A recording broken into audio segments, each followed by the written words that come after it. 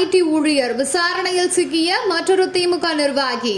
சென்னை சூளைமேடு சக்தி நகர் பகுதியில் இருக்கிற தனியார் அடுக்குமாடி குடியிருப்பு சென்னையில் தங்கி பணிபுரியும் 15க்கும் மேற்பட்ட பெண்கள் தனித்தனி அறைகளில் வசித்து வராங்க.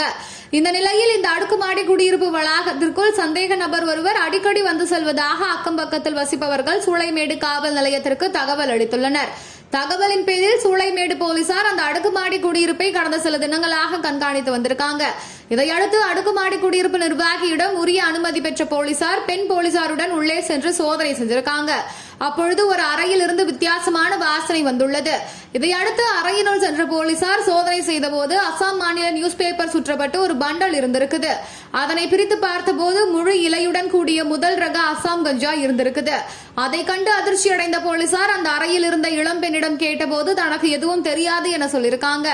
இதனை அடுத்து அந்த பெண்ணை காவல் நிலையத்திற்கு அழைத்து சென்ற சூளைமேடு போலீசார் விசாரணை மேற்கொண்டிருக்காங்க. அப்பொழுது அந்த பெண் புதுக்கோட்டையை சேர்ந்த ஷர்மிளா அப்படின்றதும் MBA பட்டதாரியான இவங்க கடந்த 20 நாட்களுக்கு முன்பு சென்னை சோழிங்கநல்லூர்ல இருக்கிற தனியார் ஐடி நிறுவனத்தில் பணிக்கு சேர்ந்திருக்கிறதாகவும் தெரிய வந்திருக்குது.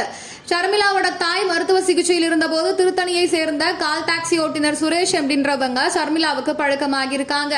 இதையடுத்து இருவரும் நெருக்கமாக பழகி வந்ததும் போலீசார் விசாரணையில் தெரிய வந்திருக்குது.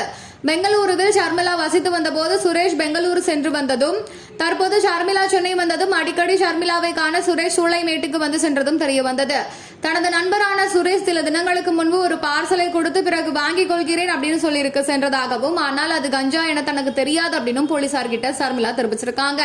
இதைத் தொடர்ந்து ஷர்மிளாவை கைது செய்த போலீசார் அவரிடம் இருந்து 1 கிலோ 300 கிராம் முதல் தர கஞ்சாவை பறிமுதல் செஞ்சிருக்காங்க. இந்த நிலையில திருத்தணியில் தலைமறைவாக இருந்த சுரேஷை சூளைமேடு போலீசார் கைது செஞ்சிருக்காங்க. கைது செய்யப்பட்ட சுரேஷிடம் அசாமில் இருந்து உயர்தர முதல் கஞ்சா எப்படி கிடைத்தது, எத்தனை ஆண்டு காலமாக கஞ்சா விற்பனையில் ஈடுபட்டு வருகிறார் அப்படின்றது குறித்து தீவிர விசாரணையில போலீசார் ஈடுபட்டிருக்காங்க.